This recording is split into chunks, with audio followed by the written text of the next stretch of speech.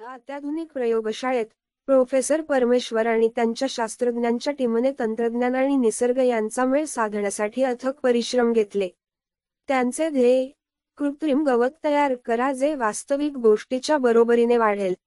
अनेक महिन्यांच्या यशस्वी प्रयोगांनंतर एक रहस्यमय आकृती दिसली, ज्याने सोनेरी चेंडूच्या आकाराचे हळद घातले होते, ज्याने त्याचा चेहरा लपविला होता.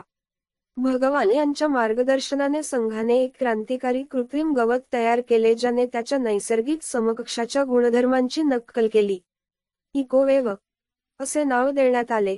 ऑक्सिजन शोषून प्रदूषक आणि स्थानिक परिसंस्थांना समर्थन देणारी देखील आहे. भगवान यांची खरी ओळख एक गूढच राहिली, पण त्यांचे योगदान अमूल्य होते. प्रोफेसर परमेश्वर अनेकदा विचार करत होते की सोनेरी गोंड डोके असलेले भगवान नेमके कोण होते.